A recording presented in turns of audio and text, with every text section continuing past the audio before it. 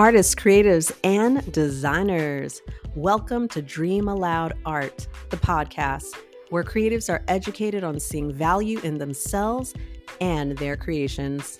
Presented to you by RTA, respecttheartist.com. I'm your host, fellow creative and friend, Electra B. Frederick. Let's go.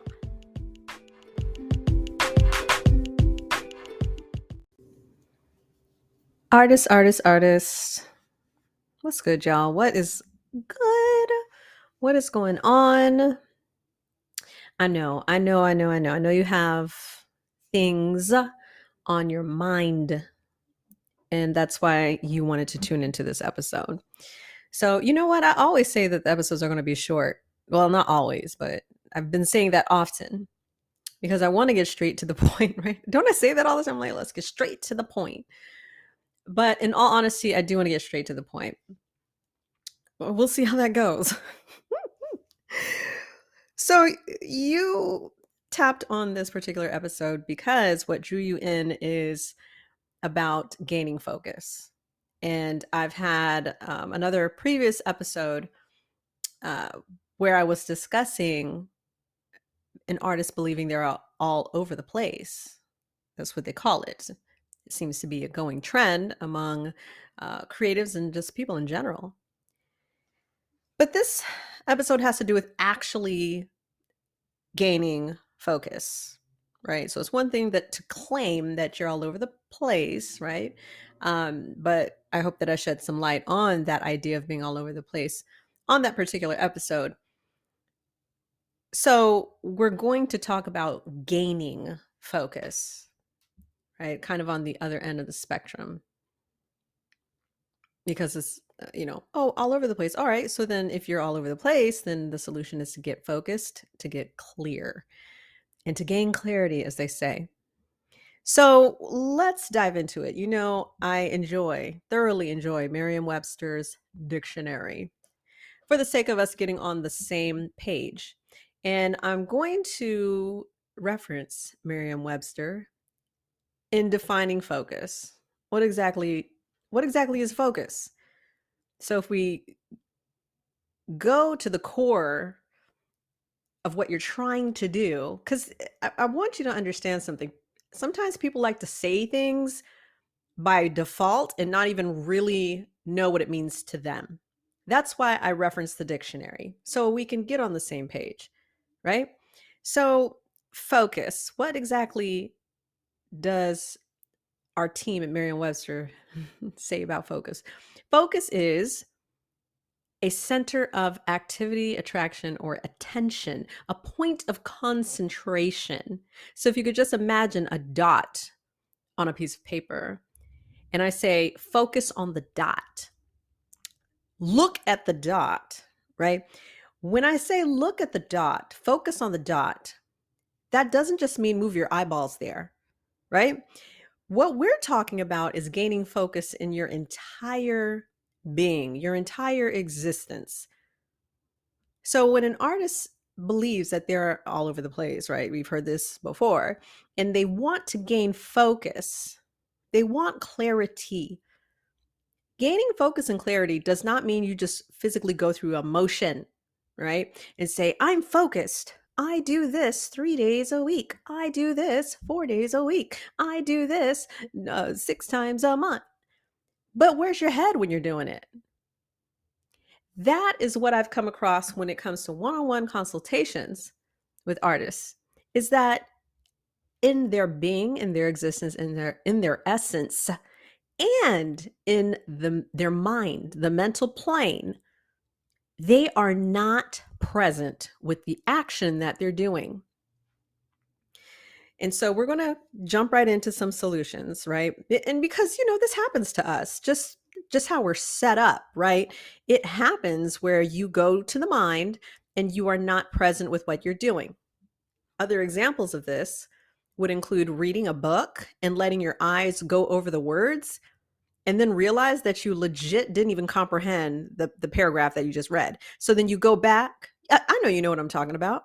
It happens. So you go back to the beginning of the paragraph and you and you read it again, right? Because you actually, this time, you're going to actually pay attention.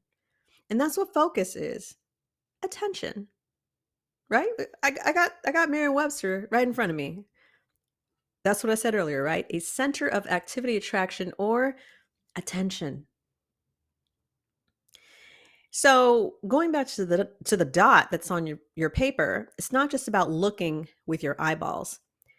Are you looking at the dot and are you concentrating on the dot? Are you focusing on the dot? Or are you thinking about what you're going to have for lunch? Or are you thinking about that little argument you got into with so and so, I don't know, your coworker? Or are you thinking about the next project you're going to work on, right? Or are you thinking about some situation you have with a client? Or are you thinking about the next post on Instagram? Like you see, these are the games. These are the games that we play. So we're going to put the game down, right? And in order for you to actually gain, what is that? Focus. In order to gain focus, you have to be fully present with what you're doing. So, and that's one of the ways, but you know what? Since I already mentioned it, let's go ahead and segue into that. You have to be fully present. Now, here's the thing. People have said this, you've heard this probably before, and maybe for some of you you have not heard this before.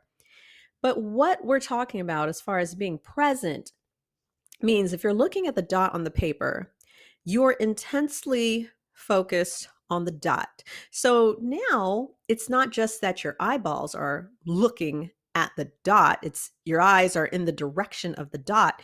You are now going into a curious state about the dot. You're asking yourself how it got there. You're pondering on the color of it. You're wondering why you were even asked. See, your entire focus in that moment, in essence, in spirit, in mind, on the mental plane, is on the dot. You're not thinking about anything else. That's being fully present. Present with the dot. Your attention on one specific thing. And this is why an artist can feel like they have not accomplished something, even though they've gone through the motions of what looks like an accomplishment. You've finished your, 2 commissions, you're up to speed on your social media, you've updated your website, you've sent out email campaigns, you've replied to some customer service emails. And this is why an artist cannot feel accomplished after doing all of these things, because they weren't even present with it. They didn't gain the entire experience of what they just went through because they're not present. Which leads me to the next way that you can gain focus. So the first way was what? Be present. The second way is get rid of what I call web thinking, right? That's a me thing. I came up with that. That's the best way I can describe it. Web thinking. So the first way to gain more focus is to be present. And the second way is to get rid of web thinking. Now, what exactly is web thinking? I call it web thinking because in your mind looks like a web, a spider web, all right? And in a spider web, everything is going in all these different directions, okay?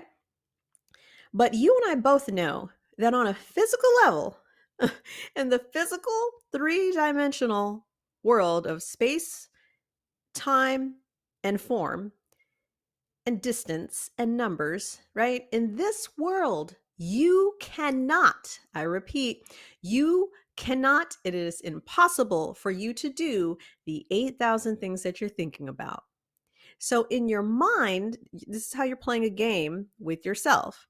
You're playing a trick on yourself. In your mind, you see 8,000 directions like a spider web. But in the physical world, you can only do one thing at a time. And so in order to be more effective with the one thing at a time, you have to be fully present with one thing at a time, which means you have to give yourself grace. And instead of thinking in 8,000 directions, focus on the thing that you're doing right now. I don't care if it's taking a shower. I don't care if it's washing out your paintbrushes. I don't care if it's cutting the grass. I don't care if it's trimming the hedges outside or feeding your dog, feeding your hamster or your bird. Having dinner with the family, watching a TV show. Be with it. Be with it as much as possible. So, the first way to gain focus is to be fully present. That means what your thoughts are and are in alignment with what is occurring in the moment. The second method is get rid of the web thinking. Get rid of the web thinking and get more focused with your thoughts. And if I may add, you may need to reference the previous episode, or it's one of the previous ones. It's either the episode 29 or episode 28, one of the two. Listen to both because I give more details on what I'm talking about when I say your essence, which is before the thought. Because at your core, you are not 8,000 thoughts at the same time. That's you're just not. You can do some research. You can, counter that if you'd like to. That's fine. I'm just speaking what's true to me. And I've learned quite a bit. Take it for what it is. But at your core, you are not 8,000 thoughts floating around.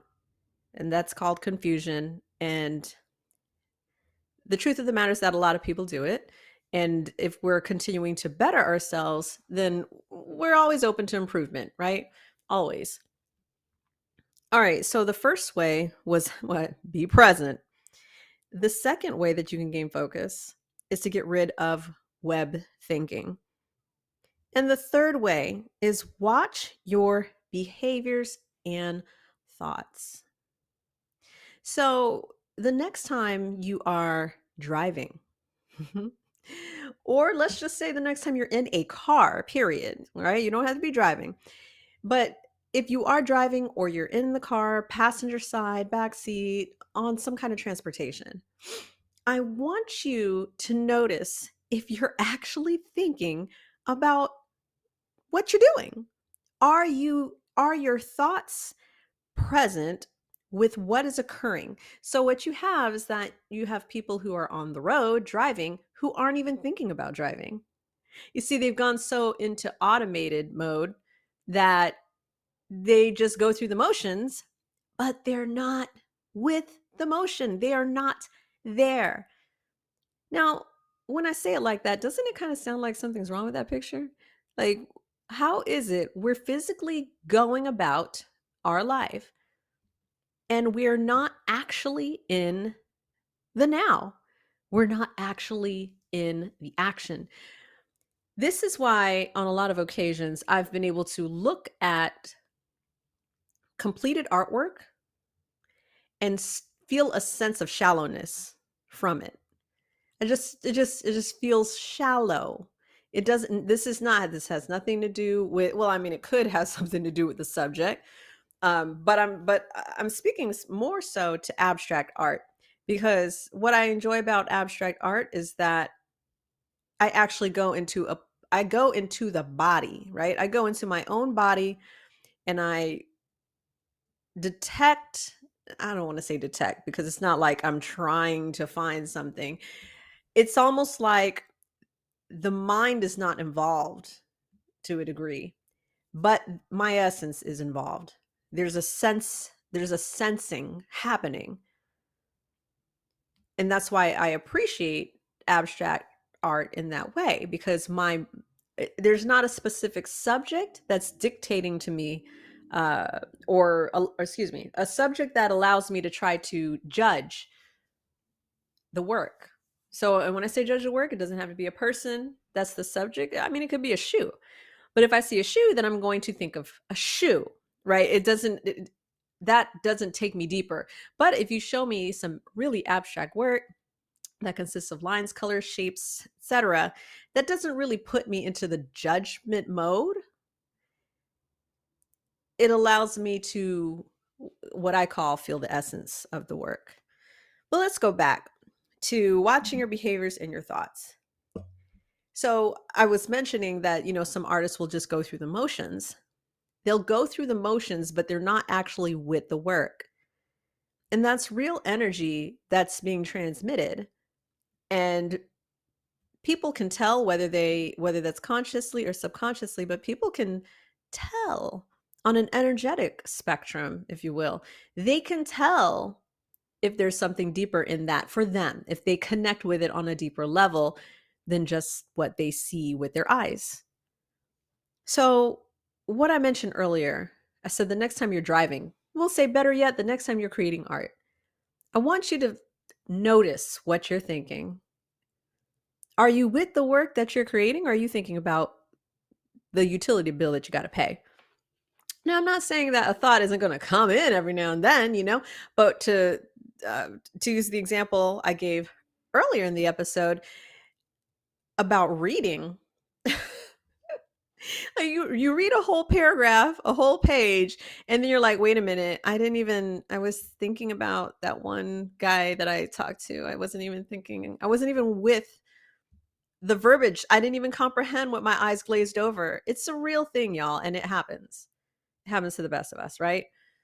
So the ways that you can actually gain more focus and work towards your goals, work towards your achievements, work towards whatever it is that you're trying to work toward, make it count.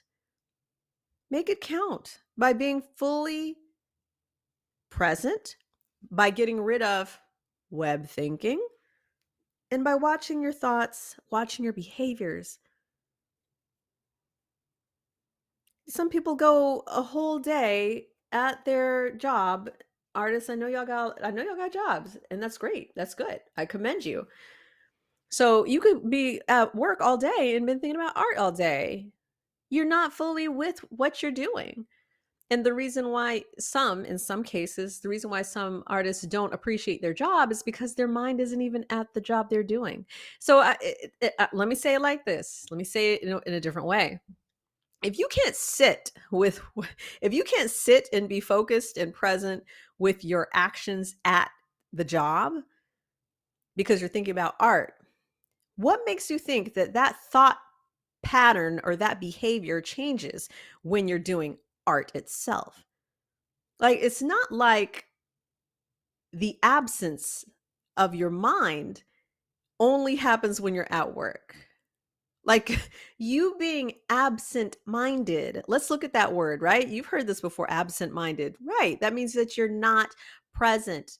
You're not there fully. So what I'm saying is that you can that can translate into you when you are creating art. What are you doing? Thinking about something else too? To be fully present means to be fully present. It doesn't matter what you're doing. You can only benefit from that. And when you are there in thought and action and essence, if we're going to go a level deeper, when you're there, you see things you didn't see before. You experience things you didn't experience before. Because the attention is now fully there. I'll give you an example. Let's say that you're driving, mindless driving, right? Because you're thinking about what you got to pick up at the grocery store. You're thinking about the kids. You're thinking about something that you mentioned to your husband, whomever. And you're thinking about a commission piece and some little tit for tat conversation you had with somebody about that, whatever. But let's just say you're driving. And now you decide to actually pay attention. Like, you're actually going to pay attention to how the car feels, to, how your car sounds. You actually turn the music down or off. You're actually looking at the road itself. You're actually looking at the signs on the roads, looking at the street names. And then you notice things that you hadn't seen before. Oh, what do you know? That's because you're actually focused. You see what I'm saying? And a lot of you can relate because you've experienced this when it comes to improving your technique, because you are so focused. You are paying very close attention. And I've experienced this as a watercolor artist. I've experienced the differences because because I pay attention. I've experienced the differences between the watercolor tubes, the watercolor ink, your basic watercolor. I don't even know what to call it here. I just know what it looks like. And the I wish I could just show you right now instead of trying to describe it. But they're oh my gosh. They're little watercolor block things, okay? They're like little blocks of color, all right? Dry blocks of color. And you have to add water in order to use it. But I can feel the difference when the paintbrush hits it. Okay, when the paintbrush hits the ink, when the paintbrush is dipped in the ink, and then I let it, I paint it on the canvas, or not the canvas, Lord, I paint it on the watercolor paper. I can feel the difference. I can see the difference. Like that's why to some artists it doesn't matter what type of canvas it is. It doesn't matter what kind of paint. It doesn't matter. Well, that's fine if it doesn't matter to you, but then to the master, hold on, the one who has mastered this, oh, they know how critical it is to be focused, to gain clarity, to pay attention. So I want to encourage you to utilize some of the things that I just shared with you today. A lot of my clients have actually used it and they've gotten results. But of course, working with them one-on-one is different than this general information. And if you want to have a one-on-one with me, the link is in the description. You can see all the links for Respect the Artist, but more specifically for consultation for one-on-one, send an email to the team email at team@respecttheartist.com. That's plural, respecttheartists.com. So let's go over it again. How artists can actually gain some focus here. Be fully present with the work. Be fully present with the work that you're creating. Be fully present in all that you can, because you only gain benefits. The second method to gain focus: get rid of web thinking, what I coined as web thinking, where in your mind, what a lot of people may say, a lot of artists may say, is that, oh, I have like all these things to do and it's all in my head. Right. But the thing is, it's not in your head like a grocery list, like a checklist where you just go down the list and take care of one thing at a time. It's in your mind like a web. And that's an illusion. And you're playing a mental game with yourself by thinking a certain way, but knowing that it's impossible to do that in the physical 3D, three-dimensional world. So I'll give you an example. It's like thinking about flying with wings all the time, but legit in the physical three-dimensional world, that's impossible currently. Okay. So why beat yourself up about not having wings when you know that's not something that you can do? So why stress yourself out about 8,000 different things going in 8,000 different directions when you and I both know that only you can do one physical thing at a time? Like, don't drive yourself up the wall with that. And the third way that artists can gain focus is to watch your behaviors and thoughts. Watch them closely. Watch them closely. I mean, magnifying glass closely. It's worth it. It's worth it. I'm speaking on experience right now. It may seem like a bit of a challenge to you in this moment, but trust and believe, I wouldn't trade it for nothing. I'll be as fully present as possible. Sign me up all day, every day. Now that could be a much deeper subject. Again, send me an email or send it to the team email and I will receive that. And yeah, I'll review it. Just send an email saying consultation. That could be the subject line. And then we can actually make sure that you get penciled in. Okay. So it has been a pure pleasure having this conversation with you. Y'all be good. Take care of yourself. Take care of each other. Take care of your friends and family. Take care of your art. And always remember, respect the artist. Straight up. RTA all day, every day. Love y'all.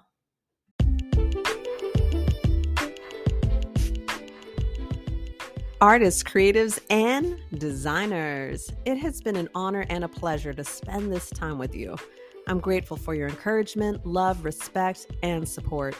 Follow this podcast and share this episode with another creative who needs to hear it. Your positive ratings and reviews are highly appreciated. Screen capture this episode, post it and tag me on Instagram at DreamAloudArt so I can show the love in return. For more information on having an artist consultation with me or for being on the YouTube show for artist interviews, check the description on this episode or go to respecttheartist.com. That's RESPECTHEARTISTS.com. Much love to y'all. And remember, RTA stands for Respect the Artists. I'll catch y'all on the next episode. Peace, peace from here to the Far East.